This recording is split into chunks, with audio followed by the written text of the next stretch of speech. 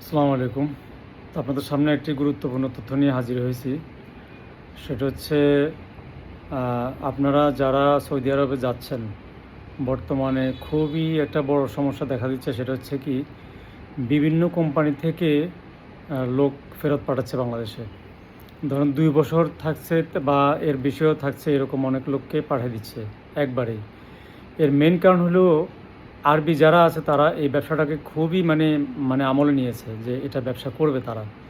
এবং এই ব্যবসায়ী কিন্তু তাদের অনেকেরই কিন্তু রিজিকের পথ, যে তারা বাংলাদেশিদেরকে নিয়ে মজা পাইতেছে, বেশি টাকা পাইতেছে এবং সেই ক্ষেত্রে তারা লাভবান। এবং কী করে, ২ বছর পর পরেই তাদের ওই যে মাস্ট্রি বা অন্যান্যদের কথা অনুসারে তারা কী করে, 2 বছর কন্ট্রাক্ট শেষ হলেই এদেরকে পাঠিয়ে দিচ্ছে। এরকম অনেক প্রুফ আমার হাতে আসছে এবং আমি গ্রুপে দিছি স্ক্রিনশট।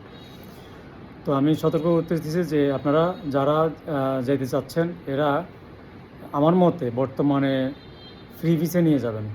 1 বছরের ফ্রি ভিসা নিয়ে সেখানে ভালো মন্দ দেখে তারপরে সেটিং হবেন। এরপরও সব কোম্পানি যে খারাপ এমন না। বিশেষ কিছু কোম্পানি আছে তারা এই কাজটা করতেছে না। যেমন ধরেন সামাসকো আছে, তারপরে ধরেন আরও কিছু বড় বড় রেস্টুরেন্ট আছে যেমন আলবাইক, তারপরে ধরেন কিছু পেট্রোল পাম্প, হ্যাঁ, এই ধরনের কিছু কোম্পানি আছে তারা এরকম করতেছে না। কিন্তু মাঝারি টাইপসের কিছু কোম্পানি আছে বা ছোটো টাইপসের, এরা কী করে 2 বছর পর ধরেন 10 জন 20 জন 100 জন যাই থাকুক, তারা কী করে একসাথে এগুলোকে এক্সিট দিয়ে দেয়। এক্সিট দিলে আবার এদেরকে যাইতে হবে নিজের খরচায়। তো এই কাজটা যেহেতু ওরা শুরু করেছে, তার মানে হচ্ছে ওরা এই বিজনেসের উপরে ডিপেন্ড। তো আপনাদেরকে অ্যালার্ট হইতে হবে, যেহেতু আমাদের আর কোনো ওয়ে নেই, আমরা বেশিরভাগই কিন্তু সৌদি আরব যাচ্ছে, এছাড়া কোনো পথ নাই। আমি সাজেস্ট করব আপনারা 1 বছরের ফ্রি ভিসা নিয়ে যান এবং 1 বছরের ফ্রি ভিসা নিয়ে গিয়ে আপনাদের যারা আত্মীয়স্বজন আছে অথবা তারও বেশি 2-3 মাসের খরচ নিয়ে যাবেন।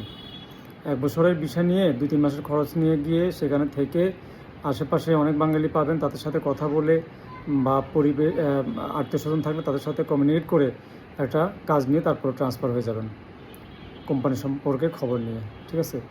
তো হচ্ছে বিশেষ খবর। তো আশা করি বুঝতে পেরেছেন। ধন্যবাদ।